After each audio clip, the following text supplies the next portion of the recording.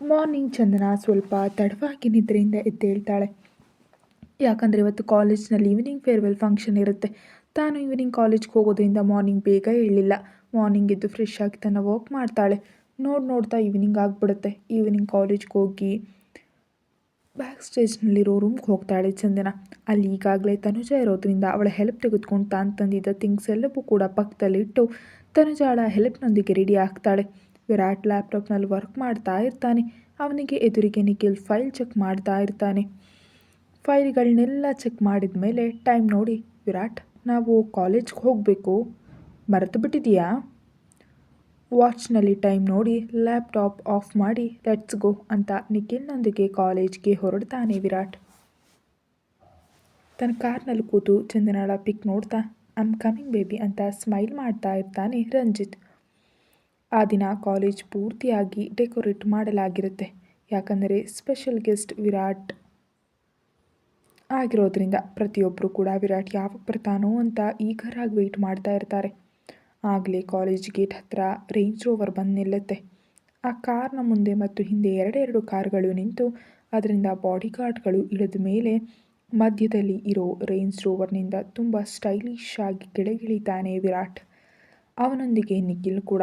ಅಲ್ಲಿ ವಿರಾಟ್ನನ್ನು ನೋಡಿ ಮೀಡಿಯಾದವರು ಎಲ್ಲರೂ ಕೂಡ ಅವನತ್ರ ಹೋಗ್ತಾರೆ. ಆದರೆ ಬಾಡಿ ಗಾರ್ಡ್ಗಳು ಅವರೆಲ್ಲರನ್ನ ತಡೆದು ನಿಲ್ಲಿಸ್ತಾರೆ. ವಿರಾಟ್ ಕಾಲೇಜಿನ ಒಳಗೆ ಹೆಜ್ಜೆ ಇಟ್ಟು ಕೂಡಲೇ ಎಲ್ಲರ ದೃಷ್ಟಿಯೂ ಕೂಡ ಅವನ ಮೇಲೆ ನಿಂತು ಬಿಡುತ್ತೆ. ನಿಶಾ ಮಾತ್ರ ಕಣ್ಣುಗಳನ್ನ ಅಗಲಿಸಿ ವಿರಾಟ್ನ ಕಡೆ ನೋಡ್ತಿರ್ತಾಳೆ. ವಾವ್, ಎಷ್ಟು ಹ್ಯಾಂಡ್ಸಮ್ ಆಗಿದ್ದಾನೆ. ಆದರೆ ಏನು ಮಾಡೋಣ, ಇವನು ಆ ಚಂದನಾಳ ಹಸ್ಬೆಂಡ್. ಛೇ, ಆದರೂ ಇಲ್ಲಿವರೆಗೆ ನಾನು ಏನಾದರೂ ನನಗೆ ಬೇಕು ಅಂತ ಅಂದ್ಕೊಂಡ್ರೆ ಅದನ್ನು ನಾನು ಪಡೆದೇ ತೀರ್ತೀನಿ. ಅದು ಹೇಗಾದರೂ ಸರಿ ಅಂತ ಮನಸ್ಸಿನಲ್ಲೇ ಅಂದ್ಕೊಂಡು ಬ್ಯಾಕ್ ಸ್ಟೇಜ್ ಹತ್ರ ಹೋಗ್ಬಿಡ್ತಾಳೆ ನಿಶಾ. ಆಗಲೇ ಅಲ್ಲಿಗೆ ರಂಜಿತ್ ಬರ್ತಾನೆ. ಅವನು ಕೂಡ ಬಿಸ್ನೆಸ್ ಕ್ಷೇತ್ರದಲ್ಲಿ ತುಂಬ ಹೆಸರುವಾಸಿಯಾದ ಬಿಸ್ನೆಸ್ ಮ್ಯಾನ್ ಆಗಿರೋದ್ರಿಂದ ಅವನ ಹತ್ರ ಕೂಡ ಮೀಡಿಯಾದವರು ಹೋಗಿ ಏನೇನೋ ಕ್ವೆಶ್ಚನ್ಗಳನ್ನ ಕೇಳ್ತಾರೆ. ಆದರೆ ಅವನ ಮೈಂಡ್ನಲ್ಲಿ ಓನ್ಲಿ ಚಂದನ ಮಾತ್ರ ಇರೋದ್ರಿಂದ ಅವರೆಲ್ಲರನ್ನು ಕೂಡ ಇಗ್ನೋರ್ ಮಾಡಿ ಕಾಲೇಜ್ ಒಳಗೆ ಎಂಟ್ರಿ ಕೊಡ್ತಾನೆ.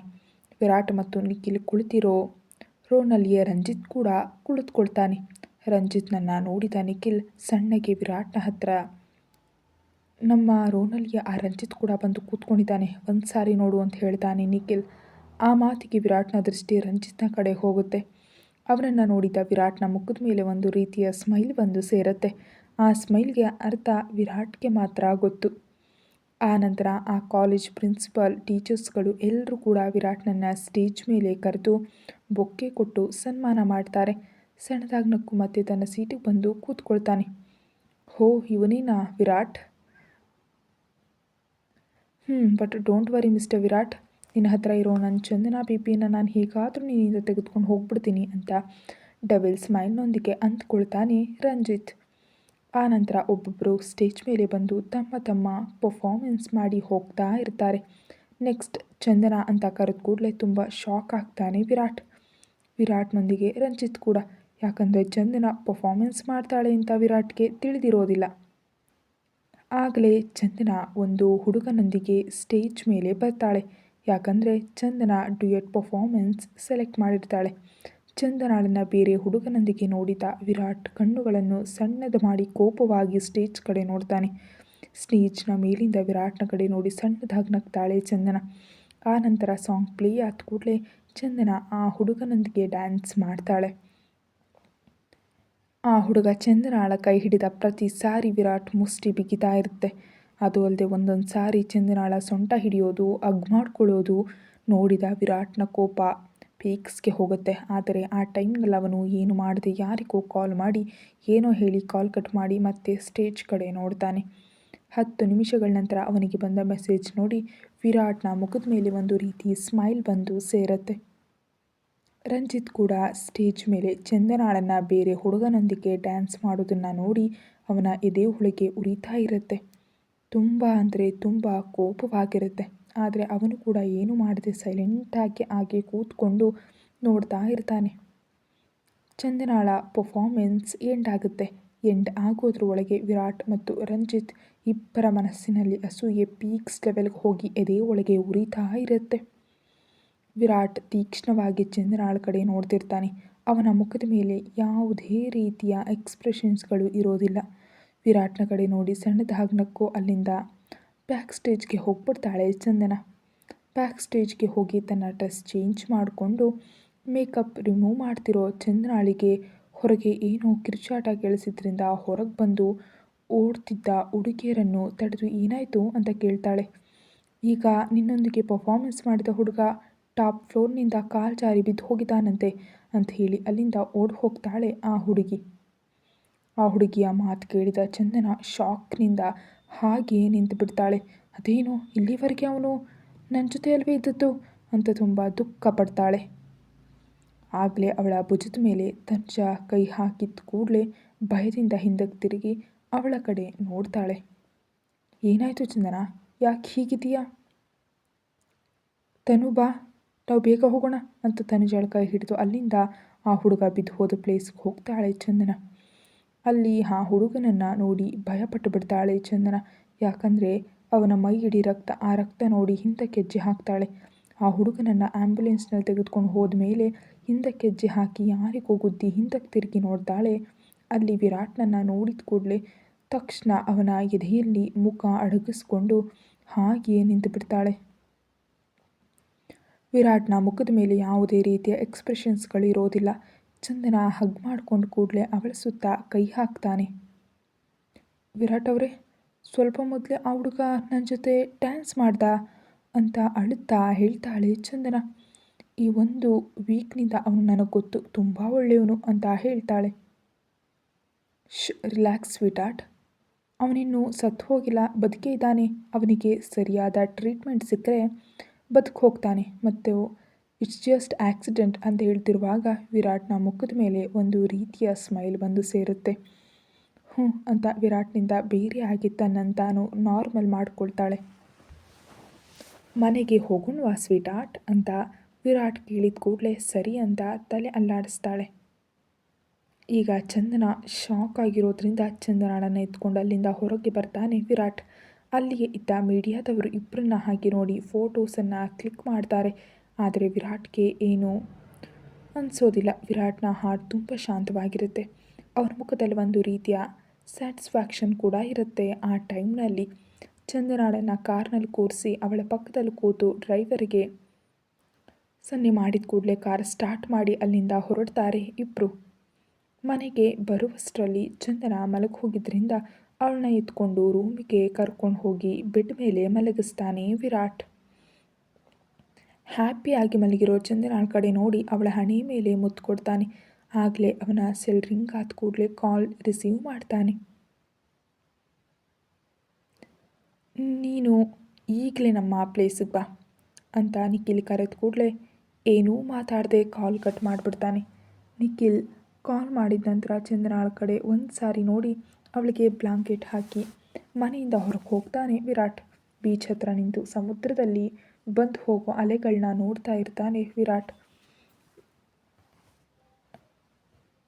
ಬ್ಲ್ಯಾಕ್ನಲ್ಲಿ ಮುಖದ ಮೇಲೆ ಯಾವುದೇ ಎಕ್ಸ್ಪ್ರೆಷನ್ಸ್ಗಳಿಲ್ಲದೆ ಹಾಗೆ ನಿಂತಿರ್ತಾನೆ. ಹಿಂದಕ್ಕೆ ತಿರುಗಿ ನೋಡದೆ ಏನಾಯಿತು ಅಂತ ಕೇಳ್ತಾನೆ ವಿರಾಟ್. ನೀನೇ ಆ ಹುಡುಗನನ್ನು ಬೆಲಿಂದ ನೂಕಿ ಕೊಂದಿದೆಯಾ ಅಲ್ವಾ? ನಾನು ಆ ಹುಡುಗನೆಲ್ಲ ಕೊಲ್ಲಿಲ್ಲ. ಕೋಪವಾಗಿ ವಿರಾಟ್ನ ಕಡೆ ನೋಡ್ತಾ, ಹಾಗಾದರೆ ಏನು ಮಾಡಿದ್ಯಾ? ಮೇಲಿಂದ ನೂಕ್ಬಿಟ್ಟಿದ್ಯಾ ಅಷ್ಟೇ ಅಲ್ವಾ? ಅವನಿಗೆ ಅವನು ಸ್ವತಃ ಮೇಲೆ ಹೋಗಲಿಂದ ಹಾರಲಿಲ್ಲ ಅಲ್ವೇ ಅಂತ ಕೋಪವಾಗಿ ಕೇಳ್ತಾನೆ ನಿಖಿಲ್. ನಿಖಿಲ್ನ ಮಾತಿಗೆ ಒಂದು ರೀತಿಯ ಸ್ಮೈಲ್ ಬಂದು ಸೇರುತ್ತೆ ವಿರಾಟ್ನ ಮುಖದ ಮೇಲೆ. ವಿರಾಟ್ನ ಭುಜ ಹಿಡಿದು ಅವನ ಕಡೆ ತಿರುಗಿಸಿ ಹೇಳಿ ವಿರಾಟ್, ಯಾಕೆ ಹೀಗೆ ಮಾಡಿದ್ದೀಯ ನೀನು? ನಿಖಿಲ್ನ ಕಡೆ ಕೆಲವು ಕ್ಷಣಗಳು ಹಾಗೆಯೇ ನೋಡುತ್ತಾ ಉಳಿದು ಬಿಡ್ತಾನೆ ವಿರಾಟ್. ಚಂದನ ಮತ್ತು ರವಿ ಇಬ್ಬರ ಪರ್ಫಾರ್ಮೆನ್ಸ್ ನಂತರ ರವಿಗೆ ಒಂದು ಕಾಲ್ ಬಂದಿದ್ದರಿಂದ ಅಲ್ಲಿ ತುಂಬ ನಾಯ್ಸ್ ಆಗಿದೆ ಅಂತ ಟೆರೇಸ್ ಮೇಲೆ ಹೋಗ್ತಾನೆ ರವಿ. ಕಾಲ್ ಮಾತನಾಡಿ ಹಿಂದಕ್ಕೆ ತಿರುಗಿದ ರವಿ ಸಡನ್ನಾಗಿ ಅಲ್ಲಿ ವಿರಾಟ್ನನ್ನು ನೋಡಿ ಭಯಪಟ್ಟುಬಿಡ್ತಾನೆ. ಸರ್, ನೀವಿಲ್ಲಿ? ನಾನಿಲ್ಲದೆ ಇನ್ನೇನು ಬೇರೆ ಯಾರಾದರೂ ಎಕ್ಸ್ಪೆಕ್ಟ್ ಮಾಡಿದೆಯಾ ನನ್ನ ಪ್ಲೇಸ್ನಲ್ಲಿ ಅಂತ ಡೆವಿಲ್ ಸ್ಮೈಲ್ನೊಂದಿಗೆ ಹೇಳ್ತಾನೆ ವಿರಾಟ್. ಆ ಮಾತಿಗೆ ರವಿಯ ಮುಖದ ಮೇಲೆ ಬೆವರು ಸುರಿದು, ಇಲ್ಲ ಸರ್, ಅಂಥದ್ದೇನಿಲ್ಲ ಅಂತ ಹೇಳ್ತಾನೆ ರವಿ. ರವಿಯ ಮುಖ ನೋಡಿ ಸಣ್ಣದಾಗಿ ನಗ್ತಾನೆ. ಚಂದನ ನನ್ನ ಬಾಟಮ್ ಲೈನ್ ಮತ್ತು ನೀನು ನನ್ನ ಬಾಟಮ್ ಲೈನ್ ಕ್ರಾಸ್ ಮಾಡಿದ್ಯಾ. ಈಗ ನೀನು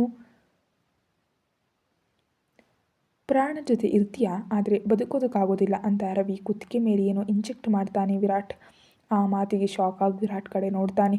ಈಗ ನಾನು ನಿನಗೆ ಕೊಟ್ಟ ಇಂಜೆಕ್ಷನ್ ಏನು ಗೊತ್ತಾ? ಈ ಇಂಜೆಕ್ಷನ್ನಿಂದ ನಿನ್ನ ಕಾಲುಗಳು ಕೈಗಳು ಕೆಲಸ ಮಾಡೋದಿಲ್ಲ, ನೀನು ಪ್ಯಾರಲೈಸ್ ಆಗಿಬಿಡ್ತೀಯ. So your countdown start ನಾವು.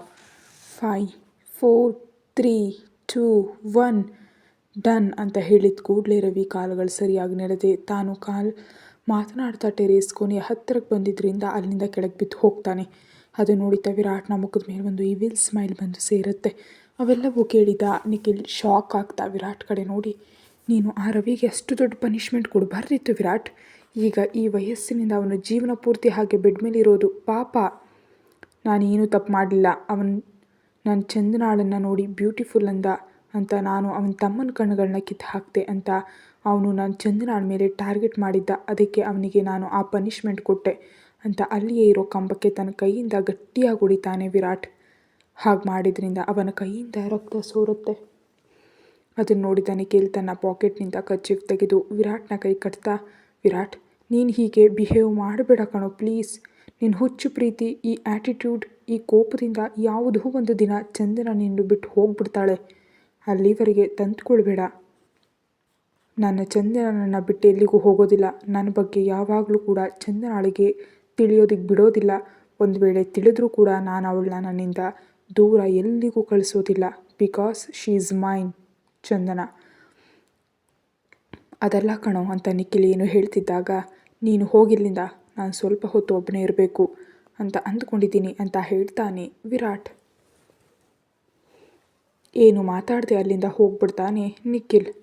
ಆ ತಕ್ಷಣವೇ ಅಲ್ಲಿಯೇ ಮರಳಿನಲ್ಲಿ ಮಲಗಿ ಆಕಾಶದ ಕಡೆ ನೋಡ್ತಾ ಕಣ್ಮುಚ್ಕೊಳ್ತಾನೆ. ಅವನ ಮೈಂಡ್ನಲ್ಲಿ ಏನೇನೋ ರನ್ ಆಗ್ತಾ ಇರುತ್ತೆ.